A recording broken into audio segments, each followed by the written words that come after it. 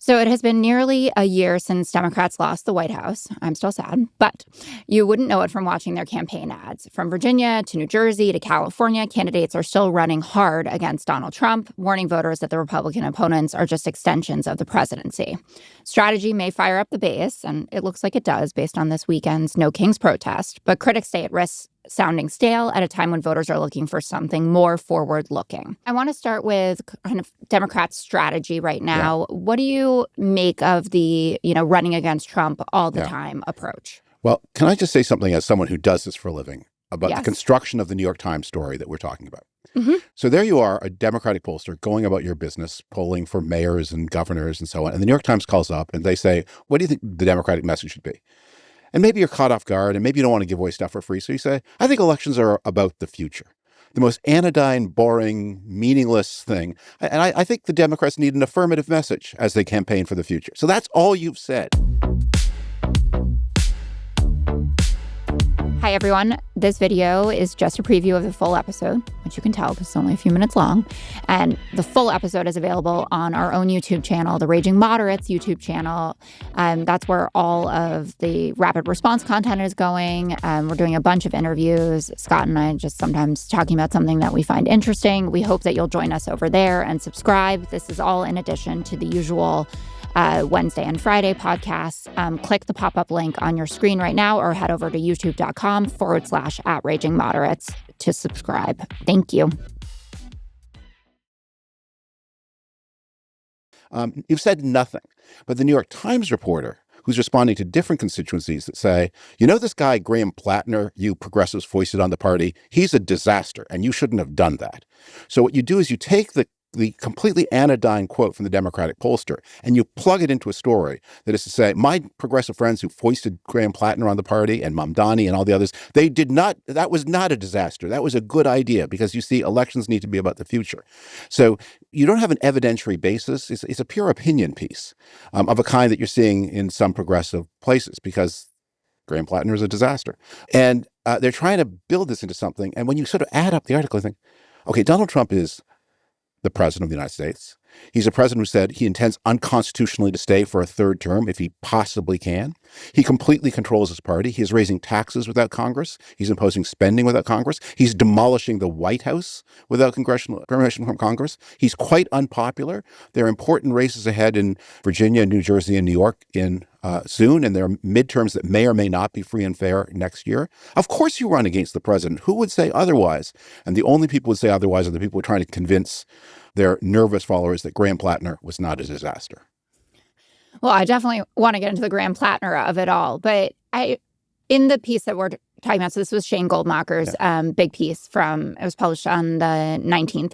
And it was one of the articles that was most texted around, I would say, in Democratic circles. Yeah. And I think part of it was that it came off of the high of the No Kings protest, which felt like, hey, we're alive. And then Shane was like, not really. Or like, you're alive, but you've been saying the same thing on loop. And I totally get your point that when you have an opponent that is so unpopular and there's so many different threads to his unpopularity that you could pick at, that it's smart to run against it. But Shane also had spoken to Chris LaCivita, who's Donald Trump's pollster, who said that this was a one-dimensional strategy. And wait a minute, Donald Trump's pollster thought it was not a good idea for Democrats to run against Donald Trump.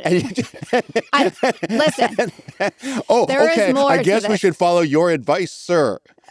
Isn't that? But they figured out something that we didn't. And I have listened to many interviews with Chris LaCivita, and some of it I find super annoying and detestable. And some of it, I think, like, he got something that we didn't. And I'm not saying that Democrats won't win the midterms. Yeah. I'm not saying that special elections haven't been going in our direction. But there are a lot of people who voted for Donald Trump in 2024 who gave him a shot again, right? Who voted for him in 2016, then Biden 2020 and went back. And also I'm thinking about younger people where the same kind of messaging doesn't resonate. They actually do need a positive view of what the future is going to look like, or candidates that are talking about something that feels different from Donald Trump has autocratic tendencies. Can I dissent from that? And it's not just the autocratic. That's why you're here. Okay. So once there is a Democratic nominee for president, that individual person will need an individual person's message. That's a bit off. What is upcoming are the 2026 elections, which may or may not be free and fair. And I keep saying that, and people say, yeah, but like that's a really important asterisk. J.B. Pritzker was here a couple weeks ago saying the same thing. But if they are free and fair, the Democrats will not win those elections. Trump will lose them. There cannot be a message, because the message that works in one place is not the message that works in another place. And one of the reasons the out party does well in midterms is the out party has the possibility to run different races in different places, whereas the in party has to run the same race everywhere. So if you're a Republican anywhere, you have to defend the tariffs. You have to defend Americans not being forced to pay more for everything. You have to defend Trump raising taxes without permission of Congress. You have to defend the spending. You have to defend the wars in the Caribbean. You have to defend everything. But if you're on the other side, you can attack where your constituents are most likely to be impressed by the line of attack, and you can emphasize different parts of the incumbent's record. When people try to sell you a vision of you need an affirmative message in a midterm election, what they're usually trying to do is bootstrap into the party discussion an argument that would not succeed on its merits. I mean, the No Kings rally demonstrated, you know who is very responsive to the anti-Trump message?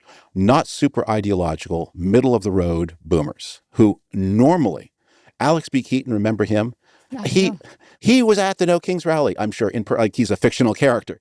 But he was there with his wife and daughters, and they're very upset about he's upset about the tariffs, and the wives and doctors are upset about... These are your NPR listeners, right? That's Not so much NPR. These are your Atlantic subscribers, actually. These are the people who vote in for PTA. These are the people who show up all the time.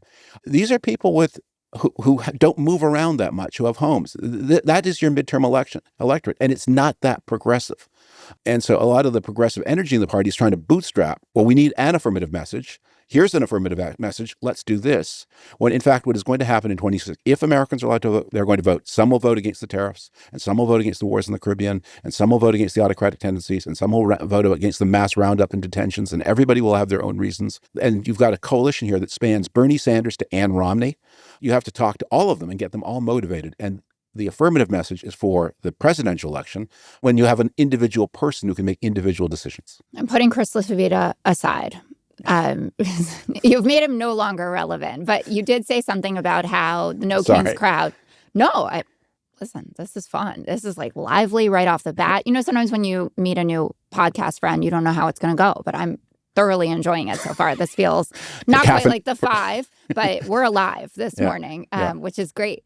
And you said something about how the No Kings crowd wasn't that progressive. And there was a big look into the candidates who have been winning their elections, that the Times did pretty graphics as well. And they were emphasizing how it's usually the moderate candidates that end up winning these elections. And one of the things that came out of it that flies a bit in the face of what people had been thinking for a long time is that it's actually the economically progressive and socially moderate or even socially conservative candidates that are doing well. It had always been, at least for me and kind of the circles that I run in, this idea that you had to be socially liberal and more fiscally conservative in order to win votes. But that doesn't seem to be the case anymore. If you look at like a Ruben Gallego and the way that he talks, right? He's unabashedly, Medicare for all, tax the billionaires, always talking about corporate greed. John Ossoff is doing the same thing. And you're seeing that all over the country, but then they're shying away from being as socially liberal as certainly the reputation for the party has been. What do you make of that? Do you think that is the secret sauce to Democrats being able to win? We're talking in congressional elections. It depends where. So that's not Abigail Spanberger's formula. That's not the formula in New Jersey. That's not Lizzie Fletcher's formula in Texas 7. In 2018, Democrats made their breakthroughs in House elections in places that were kind of upscale. I keep pointing out in 2018, they won what had been George H.W. Bush's district that had not gone Democratic since before the Civil Rights era. They won Newt Gingrich's district that had not gone Democratic since the 70s. They won Eric Cantor's district. And in every one of those cases, they were winning with economically moderate women who were mildly socially liberal, because those were affluent areas where that message worked. And so the whole point to a midterm election is if you're the out party, you get to be flexible. And there is no formula. There are a lot of Democratic strategists who don't just want to win, but they want to win a certain way. And they start with, we need an economically progressive message. How do we do that? Well, normally economically progressive messages are quite hazardous and even toxic, but it may be if you find someone with plaid shirts and tattoos, then you can sell an economically progressive message. Who's pushing this? Is this truly an analysis of where your district is, or is this something you want to do anyway, and you're looking for a way to get it done? Look, people have come into politics because they have views. I don't criticize that. But when you're talking to consumers of information, be clear in your own mind and be clear to them what is advocacy and what is analysis. And the analysis is different things work in different places. And there are a lot of places that are going to be on the map in 2026 where economically moderate and socially moderate is going to be the formula. The attempt to have one more go at the Bernie Sanders campaign is going to not work. I have a bit of it's like a 10-year bone to pick with Bernie Sanders, basically. And I feel like he gets a free pass for a lot of the things that he advocates for, and also in the age discussion. And we're going to talk about Graham Plattner and Janet Mills towards the end of the show.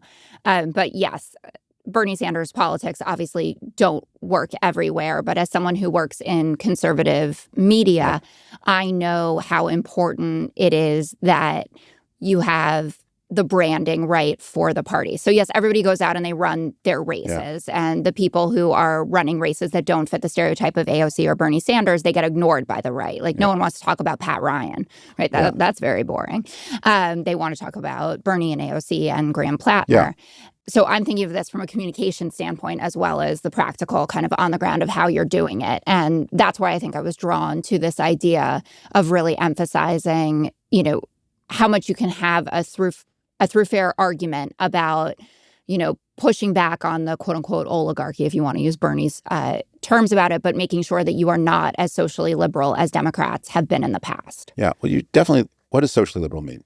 The Democratic weak points are crime, immigration, and to a lesser degree, trans.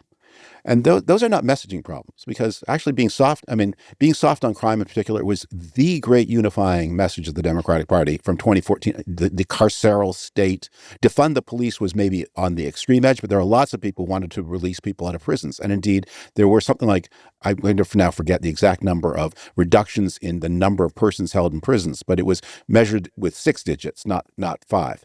So that was a real problem. I remember writing about this for The Atlantic in 2014, saying Democrats are making a huge gamble here. And look, 2014 is one of the low points in crime in the United States. There's nothing wrong with making a little experiment. What if you reduce incarceration a little? But you don't, on a gamble and a hunch and a whim, reduce it massively all at once, because then you're going to get a crime wave, as indeed followed, partly because of the pandemic, but continuing after. But one more thing that needs to be said about the Bernie Sanders problem. Look, Democrats are the party of the state. They're the party of government. They have things they want to do. And if they are the party of government, you have to elect people who know what they're talking about. Now, if you're the party of the anti-state, then it doesn't matter. Then you can elect all kinds of Ron Johnson types who don't know how anything works, because you're not trying to make something work. But if you're trying to make things work, you need politicians who understand how things work. You need responsible people. And I think there's a lot of chafing that the Democrats look at Republicans and have envy and say, well, why can't we have our own Ron Johnson? Why can't we have one of those fools? Well, you could if you didn't want to run the state. But since you do, you'd better get someone who knows how things work. And that's the problem with the oligarchy message. There's nothing wrong with saying, I'm not a social democrat, but I'm not a liberal. But if you were, we want to have a more redistributive, nothing wrong with that. How would it work? And you know what? It's not going to work through class war and antagonism. It's going to work through mechanics of bureaucracy and government. And you better understand them and better understand what the trade-offs are and what kind of revenue measures work and what kind are going to be counterproductive. You need a real concern for the mechanics of government if you're going to be a Democrat. Well, that doesn't fit on a bumper sticker. And that's something that we struggle with constantly. You ask a Democrat, even up to the leadership of the party, like the vast Hakeem Jeffries, what are the slogans? And he's like, speaks for 20 minutes or something. And you say, no, it has to go on a bumper sticker, right? Like no tax on tips, build a wall. And Ruben Gallego in particular, I'm on a Ruben Gallego trip right now. So be warned for the rest of the podcast. But he was talking about how damaging equity or the concept of economic equity has been to the party, and that people don't hate the rich. They want to be rich themselves, or they at least want to be able to buy a home and a big effing truck. That was his messaging. And I was like, we could run on, let's get a big effing truck, I think, for sure. Yeah. Even if it's a Cybertruck. I mean, look, everyone runs on the same slogan in every election: more for you. That's everybody's slogan. And then the question is, what is more and who's you? And that's where the footnotes come in. And then the question is, well, why haven't you got more? And the different parties have different explanations. The Republicans have a structural problem, which is Americans care a lot about healthcare. And what is the Republican answer on healthcare? Less for you. So they're just parts of the board. So the Democratic fate is they are the party of governance.